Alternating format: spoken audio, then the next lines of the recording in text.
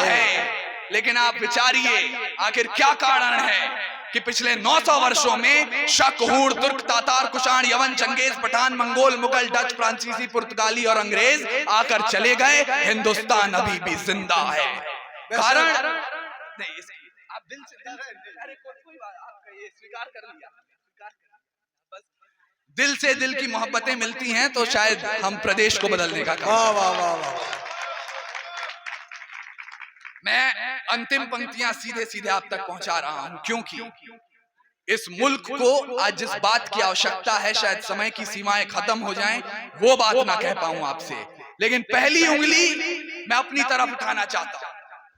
और संकल्प लीजिए, यहाँ जो लोग इश्क मोहब्बत के तरानों पर कूद कूद कर अपनी वाह और अपनी दाद दे रहे थे, चचा आप लोग भी जितने उत्सुकता के साथ सुन रहे थे, उसी उत्सुकता को आमंत्रित कर रहा हूं क्योंकि खुदा ने अगर दिल में इबादत के लिए इश्क दिया है तो रगों में इंकलाब के लिए खून भी दिया है। उस खून की हरारत को मत भूलिएगा। रावण नहीं हम पलने देंगे साधुओं के वेश में, चाहे आसाराम हो या राम रहीम। रावण नहीं हम पलने देंगे साधुओं के वेश में, और अफजल नहीं पनप सकते हैं अब्दुल कलाम के देश में।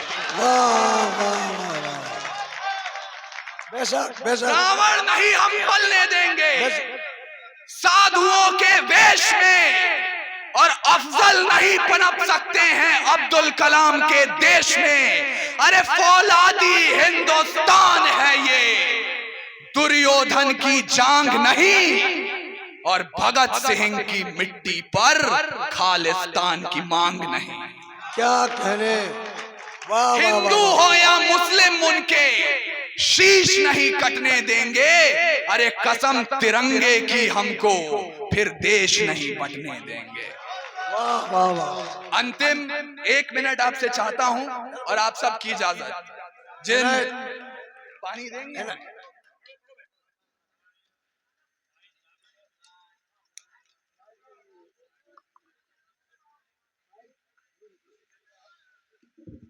और मेरे काव्य पाठ के इस अंतिम चरण में अगर आप सब ने अपनी बेदारी दिखाई तो इफ्तिखार आलम साहब और आरिफ भाई आप जहां भी हों, ये जो खाली कुर्सियां दिखाई दे रही हैं ये भी तालियां बजाएंगे। ये दावा मैं कर रहा हूं और आपके बलबूते पर, आपकी सनद पर, क्योंकि हास्य की भाषा नहीं लिखी है, ना ही गजल सुनाता हूं, कविता लिखनी नहीं आती, चीखें लिखते जाता हूं। देश मेरा जल रहा है, आग लगी है सीने में, हुक्मरान सब व्यस्त दिखे हैं खून गरीब का पीने में, तो हिंदुवाद या इस्लाम का पक्ष नहीं मैं लाया हूं, घायल भारत चीख रहा है, चीख सुनाने आया। क्या बात। वाह। और ये देश सिर्फ सरहदों पर घायल नहीं होता है।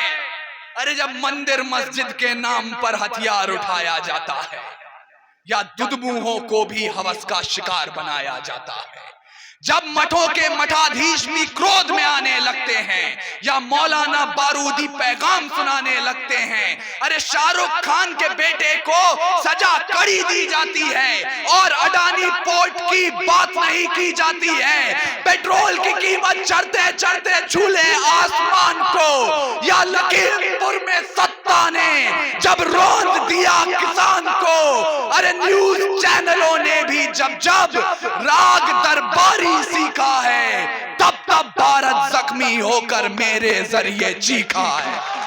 वाह वाह वाह।